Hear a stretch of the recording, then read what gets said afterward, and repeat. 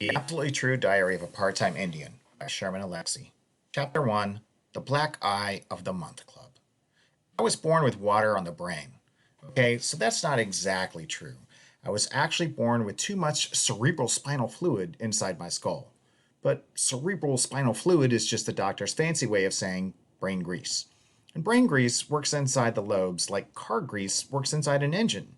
It keeps things running smooth and fast, but weirdo me, I was born with too much grease inside my skull, and it got all thick and muddy and disgusting, and it only mucked up the works. My thinking and breathing and living engine slowed down and flooded. My brain was drowning in grease. But that makes the whole thing sound weirdo and funny, like my brain was a giant french fry. So it seems more serious and poetic and accurate to say I was born with water in the brain. Okay, so maybe that's not a very serious way to say it either. Maybe the whole thing is weird and funny.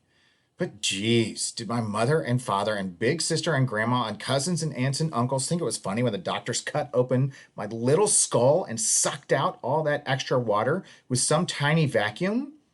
I was only 6 months old and I was supposed to croak during the surgery. And even if I somehow survived the mini Hoover, I was supposed to suffer serious brain damage during the procedure and live the rest of my life as a vegetable. Well, obviously, survived the surgery. I wouldn't be writing this if I didn't. But I have all sorts of physical problems that are directly the result of my brain damage.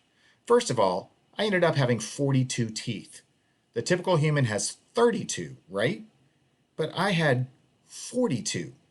10 more than usual. 10 more than normal. 10 teeth past human. My teeth got so crowded that I could barely close my mouth. I went to Indian Health Service to get some teeth pulled so I could eat normally and not like some slobbering vulture, but the Indian Health Service funded major dental work only once a year. So I had to have all 10 extra teeth pulled in one day. And what's more, our white dentist believed Indians only felt half as much pain as white people did, so he only gave us half the Novocaine. What a bastard, huh? Indian Health Service also funded eyeglass purchases only once a year and offered only one style, those ugly, thick, black plastic ones. My brain damage left me nearsighted in one eye and farsighted in the other, so my ugly glasses were all lopsided because my eyes were so lopsided. I get headaches because my eyes are like enemies, like they used to be married to each other, but now hate each other's guts. And I started wearing glasses when I was 3. So I ran around the res looking like a 3-year-old Indian grandpa. And oh, I was skinny. I'd turn sideways and disappear. But my hands and feet were huge. My feet were a size 11 in 3rd grade. With my big feet and pencil body, I looked like a capital L walking down the road. And my skull was enormous. Epic. My head was so big that little Indian skulls orbited around it. Some of the kids called me Orbit. Other kids just called me Globe. The bullies would pick me up, spin me in circles, put their fingers down on my skull, and say, I want to go there. So, obviously, I looked goofy on the outside, but it was the inside stuff that was the worst. First of all, I had seizures, at least 2 a week, so I was damaging my brain on a regular basis. But the thing is, I was having those seizures because I already had brain damage. So I was reopening wounds each time I seized. Yep, whenever I had a seizure, I was damaging my damage.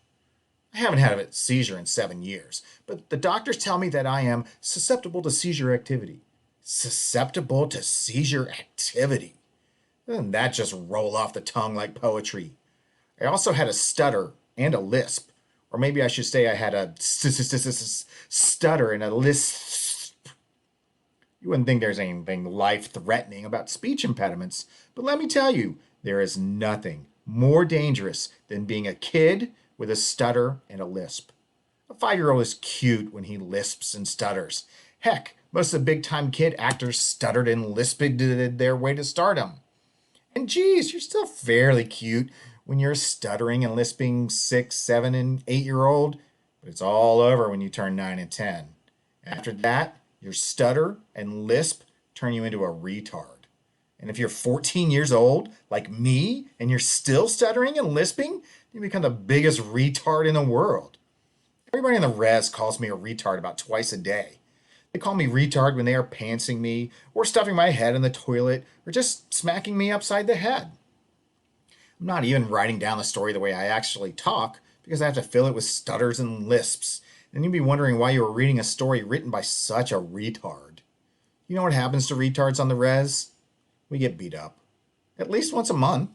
Yep, I belong to the Black Eye of the Month Club. Sure, I want to go outside. Every kid wants to go outside, but it's safer to stay at home. So I mostly hang out alone in my bedroom and read books and draw cartoons. Here's one of me. I draw cartoons of my mother and father, my sister and grandmother, my best friend Rowdy, and everybody else on the res. I draw because words are too unpredictable. I draw because words are too limited. If you speak and write in English or Spanish or Chinese or any other language, then only a certain percentage of human beings will get your meaning. But when you draw a picture, everybody can understand it. If I draw a cartoon of a flower, then every man, woman, and child in the world can look at it and say, that's a flower. So I draw because I want to talk to the world, and I want the world to pay attention to me. I feel important with a pen in my hand. I feel like I might grow up to be somebody important. An artist, maybe a famous artist, maybe a rich artist. That's the only way I can become rich and famous. Just look at the world. Almost all of the rich and famous brown people are artists. They're singers and actors and writers and dancers and directors and poets. So I draw because I feel like it might be my only real chance to escape the reservation. I think the world is a series of broken dams and floods, and my cartoons are tiny little lifeboats. End of chapter 1.